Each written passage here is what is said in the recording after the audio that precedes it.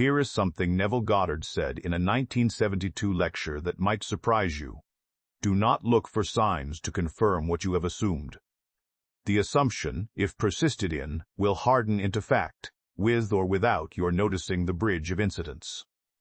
And here is something you will find in nearly every modern guide to angel numbers. When you see 1111, it's the universe confirming you're on the right path. Pay attention. The signs are showing you that your manifestation is near. One of these approaches will set you free. The other will keep you perpetually dependent on external reassurance, forever scanning license plates and clocks for proof that you matter, that you're heard, that it's working. The question is, which path did Neville actually teach? And what does his method, the one he called living in the end, have to do with the phenomenon we now call angel numbers? Because here's the truth most people miss. Neville did have a complete teaching on signs, symbols, and synchronicities. He spoke about them often. But his instruction was the exact inverse of what the algorithm is currently selling you. Let's go deeper. Welcome to Neville Goddard Universe, the place where we take Neville's teaching and hold it up to the great esoteric mirrors of the world, not to dilute it, but to see it more clearly. To recognize that what Neville discovered in his own consciousness, others have discovered in theirs, across centuries, across traditions, using different words but pointing to the same truth. Today we're looking at one of the most requested topics on this channel, angel numbers. You see them everywhere now. Entire Instagram accounts devoted to them, comment sections full of people saying, "I keep seeing 222, what does it mean?" But what did Neville, who spent decades teaching the mechanics of assumption and manifestation, what did he actually say about signs and synchronicities? The answer is more complete, more practical, and more liberating than you might expect. By the end of this episode, you'll have the step-by-step technique Neville gave in his 1950s core doctrine lectures, not for interpreting angel numbers, but for understanding what they actually are, why they appear, and how to use them without falling into the trap he warned against again and again. And if this exploration means something to you, if you've been wondering whether these repeating numbers are messages or distractions, confirmations or crutches, then I invite you to like this episode and subscribe to the channel. Every like tells the algorithm that contemplative, grounded teaching still matters. Every subscription keeps this work alive. And I'm grateful for every mind that walks this path with us. Now let's begin where Neville always began, with the principle. Neville Goddard did not dismiss signs and synchronicities. He didn't tell you to ignore them. What he told you was far more radical. Signs follow state. They do not create it. Listen to how he put it in a 1968 lecture. You do not attract what you want, you attract what you are. And what you are is what you have assumed yourself to be. The whole of Neville's teaching rests on this. Consciousness is the only reality. Your assumption, the state you persist in imagining is true, is causal. The outer world, in all its detail, is effect. This includes the so-called signs, the repeating numbers, the feathers, the songs on the radio, the stranger who says the exact sentence you needed to hear.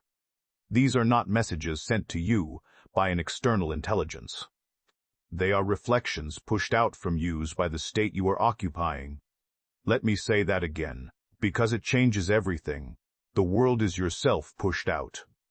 If you are living in the state of the wish fulfilled, if you have dared to assume that what you desire is already true in consciousness, then the world around you will begin to reflect that assumption back to you. Not to convince you, not to confirm you, but because it must. Because outer facts are compelled to align with inner states. Neville told a story about a woman who wanted to marry a specific man. She came to him asking what sign she should look for to know it was working.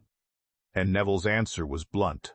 You are looking for a sign because you do not believe in the assumption. If you believed it, you wouldn't need a sign. You would simply live as though it were already true, and the world would conform. He was not being unkind. He was being surgical. Because here is the danger he saw so clearly. the one that most modern teachings on angel numbers completely miss. When you look to the outer world for confirmation of an inner state, you are reversing the order of creation. You are saying, I will believe it when I see the sign. Neville said, believe it first. Persist in that belief as a state of consciousness, and you will see it reflected in 1,000 signs you didn't even ask for. Do you feel the difference? One approach makes you a beggar.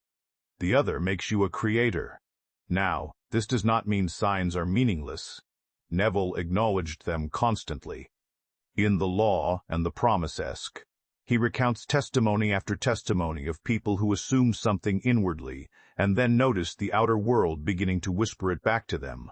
Names overheard, books falling open to the right page, strangers offering exactly what had been imagined.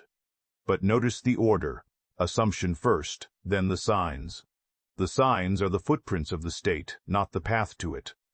In his 1970s lectures, Neville began to emphasize a phrase that became central to his mature teaching: living in the end.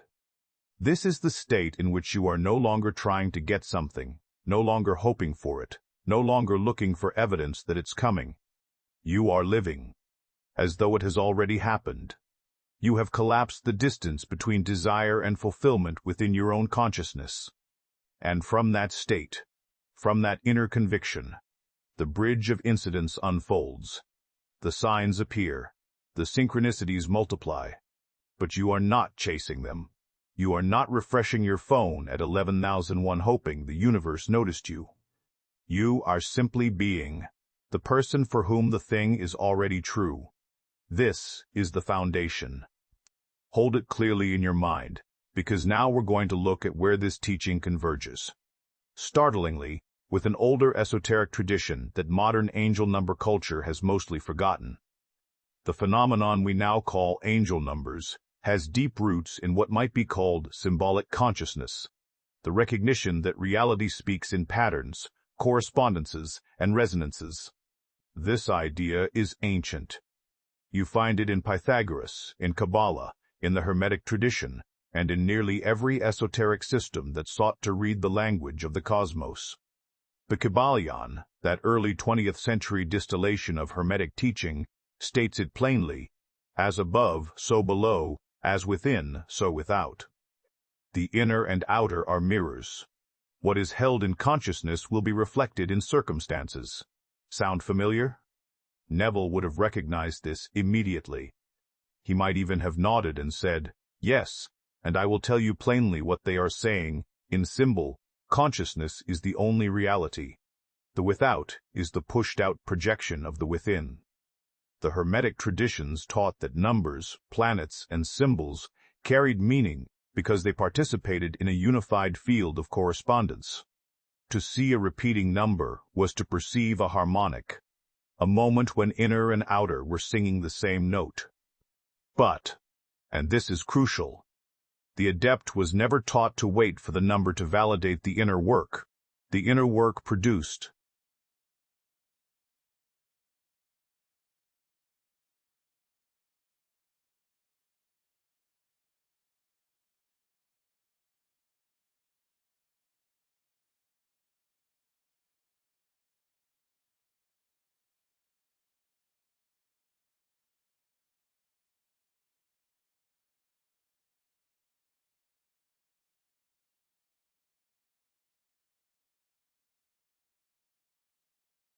In Kabbalistic numerology, numbers are not messages from angels in the sky.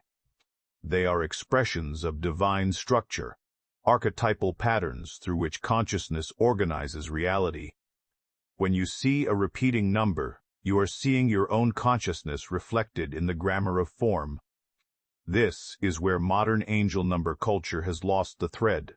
Somewhere along the way, the teaching flipped. The sign became the cause. The confirmation became the method. People began to believe that seeing 444 was itself a manifestation technique, that noticing it, journaling about it, posting it online would somehow draw the desire closer. Neville would have called this exactly what it is: idolatry, the worship of effects instead of the recognition of cause. Listen to this, from a 1963 lecture, You are told in Scripture, "Thou shalt not make unto thee any graven image." That doesn't mean a statue of wood or stone. It means, do not bow down to the outer fact and call it cause. Do not give causative power to anything outside your own consciousness. When you make angel numbers into proof that the universe is listening, you have made a graven image. You have taken an effect, a reflection of your state, and treated it as though it holds power over you. The truth is simpler and far more potent. The number has no power. The song on the radio has no power. The feather on the sidewalk has no power. You, imagining, assuming, persisting in a state, you are the power. The sign is just the shadow your state casts as it walks through the world. Now, does this mean you should ignore repeating numbers when they appear? Not at all. Neville would say, notice them, smile. Let them remind you of the state you are in. Let them be little winks from your own consciousness, confirming that yes, you are unified with your assumption, and the world is beginning to reflect it. But never, and this is the line he drew again and again, never let the absence of a sign convince you the assumption isn't working. Because if you do that, you have given the outer world authority over your inner state. You have reversed the order, and you will spend your life as a slave to circumstance, waiting for permission to believe in what you have already claimed in imagination. Here is the step most people skip. You must first dare to assume the wish fulfilled without needing any outer evidence. You must live in the end, not as a visualization exercise you do before bed, but as the state you occupy all day long. When you do that, the signs flood in, not because you asked for them, but because your inner world and outer world have come into alignment. This is the teaching, and this is where Neville's so-called complete method for angel numbers actually lives, not in interpreting what 555 means, but in understanding why it appeared in the first place. Let me show you how. Neville's actual method for working with signs and synchronicities is so simple, it's almost invisible, but it's complete.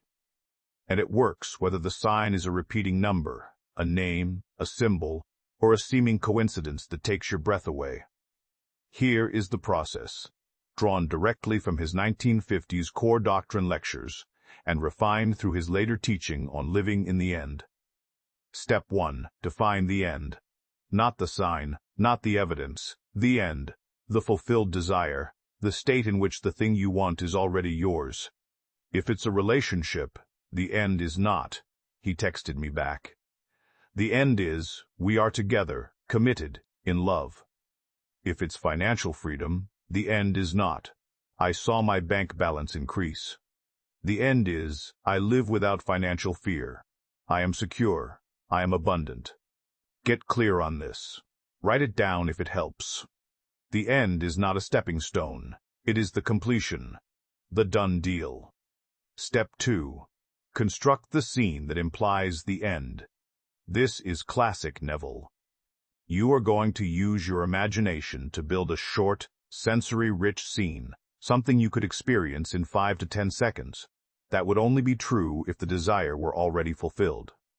Let's say you want a specific job. The scene is not the interview.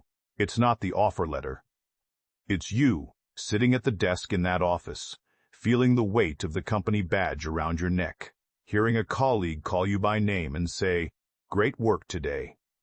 If it's reconciliation with a specific person, the scene might be lying in bed beside them, feeling their hand in yours, hearing them whisper, "I'm so glad we're here."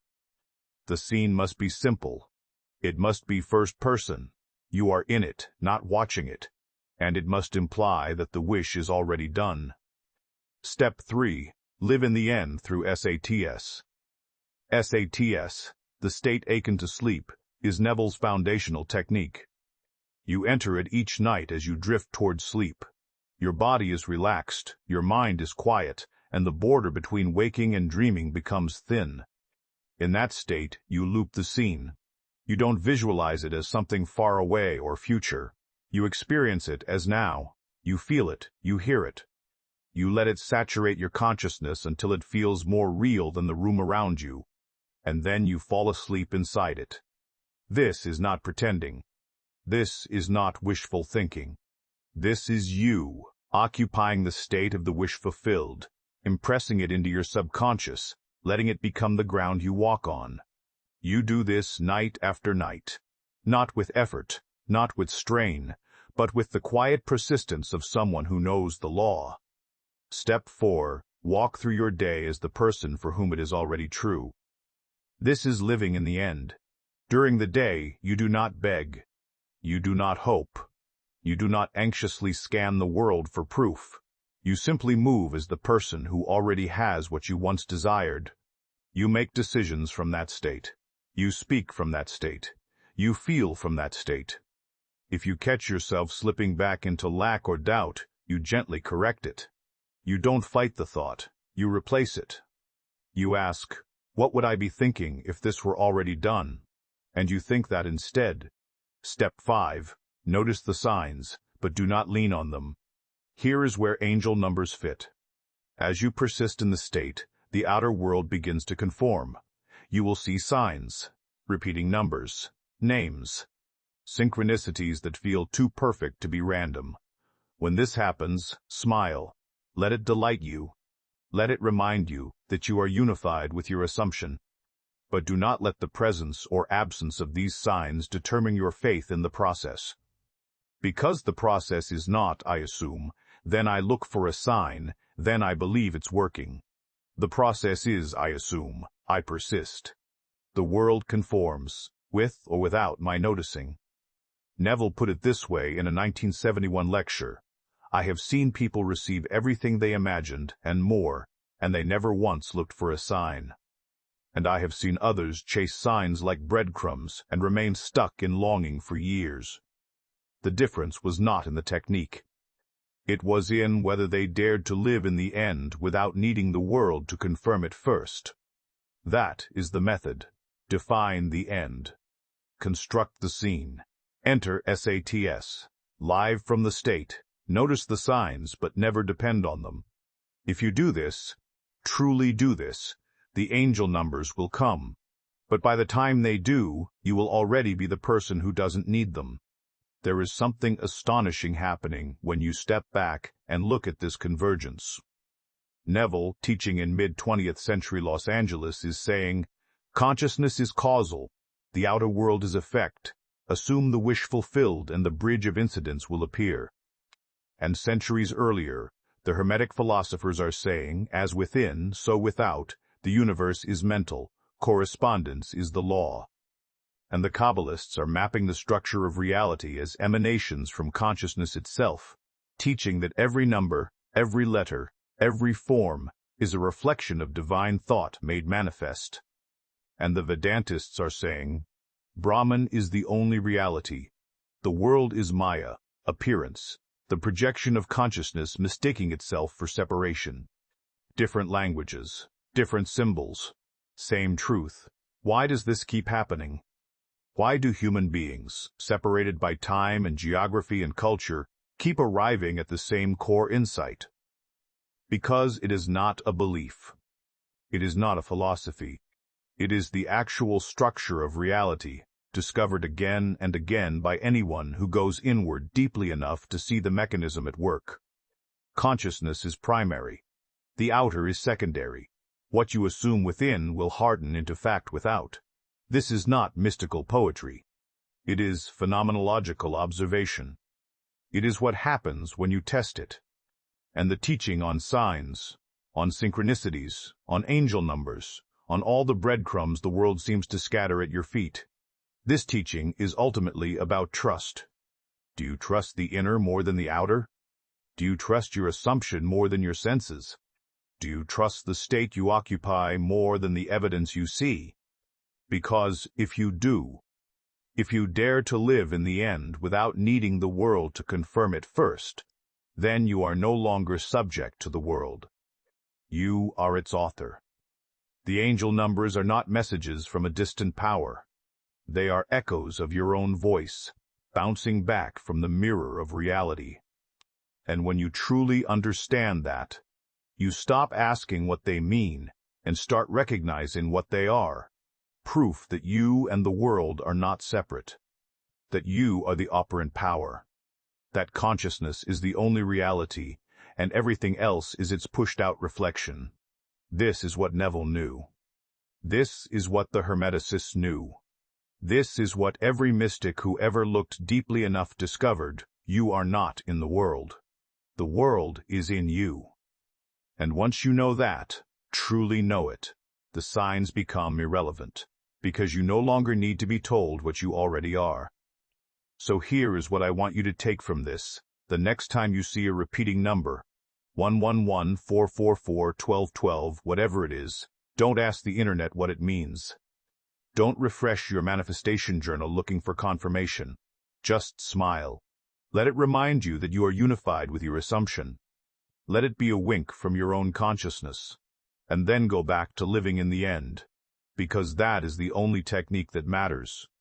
Not the interpretation of signs. Not the collection of synchronicities. But the persistent occupation of the state in which the thing is already true. Neville gave you the complete method. It was never hidden. It was never complicated. Assume the wish fulfilled. Persist in that assumption. Let the world conform. The signs will follow, not as proof, but as reflection. And if this exploration has stirred something in you, if it's helped you see angel numbers not as messages to chase, but as mirrors to recognize, then I would be grateful if you'd like this episode or subscribe to the channel. Every bit of support allows this work to continue, and I am thankful for every person who chooses depth over distraction, principle over trend. Tonight, when you lie down to sleep, do not ask the universe for a sign. Instead, enter the state akin to sleep, and loop the scene that implies your wish fulfilled. Feel it, hear it. Let it become more real than the room you're in. Fall asleep inside that reality. And tomorrow, walk as the person for whom it is already done. The angel numbers will come, or they won't. And either way, you will have what you assumed, because you dared to live in the end without needing the world to tell you it was safe to believe. That is the teaching. That is the method. That is the truth. Neville spent his life giving away for free. Try it.